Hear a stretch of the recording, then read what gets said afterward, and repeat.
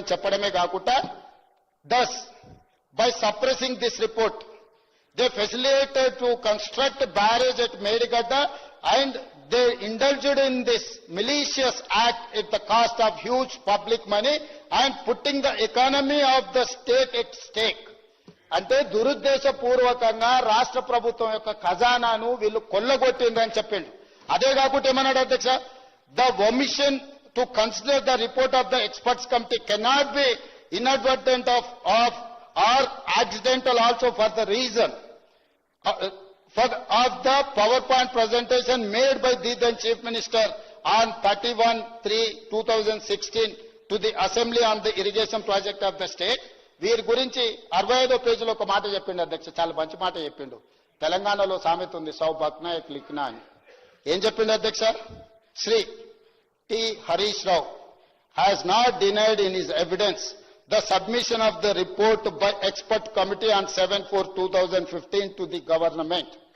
Commission Harish Rao గారిని examine చేసి ప్రశ్నించినప్పుడు ఈ ఎక్స్పర్ట్ కమిటీ రిపోర్ట్ మీద మాట్లాడినప్పుడు ఏమన్నాడు అధ్యక్ష, హరీష్ రావు గారు కూడా వినాలి, అదేవిధంగా రామారావు గారు కూడా వినాలి, మీ బావగారు లోపల ఏం చెప్పొచ్చారో ఇక్కడ ఉన్నది.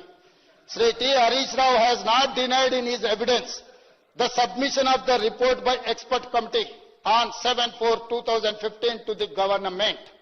స్పష్టంగా హరీష్ రావు గారు కూడా ఈ నివేదిక ఇచ్చారు, ఈ నివేదిక వచ్చింది.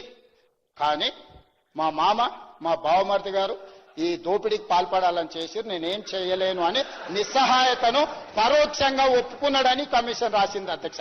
అందుకే వారు ఆందోళన చెందుతున్నారు, ఆతృతగా ఉన్నాడు ఈ రిపోర్ట్ చర్చ జరగొద్దని. ఎట్లా జరగదు అధ్యక్ష, ఇంత పెద్ద 665 పేజీల రిపోర్టు వీళ్ళ గొప్పతనం గురించి, భారతం రామాయణం అవే ఇన్ని పేజీలలో ఉంటాయి అధ్యక్ష. ఇంకా మిగిలింది వీళ్ళ కథనే, కాళేశ్వరం కథలే 665 పేజీల రిపోర్ట్ ఉంది అధ్యక్ష.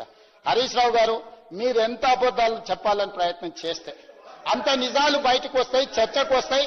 దయచేసి సింపుల్ పదాలలో ఏ విధమైన విచారణ ముందుకు వెళ్తే బాగుంటుందో అన్ని రకాల అభిప్రాయాలు తీసుకున్న తర్వాతనే ఘోష్ కమిషన్ ఒక రిపోర్ట్ ఇచ్చింది.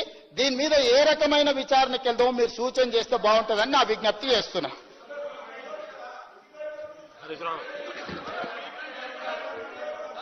స్పీకర్ సార్, ఒక నిమిషం సార్.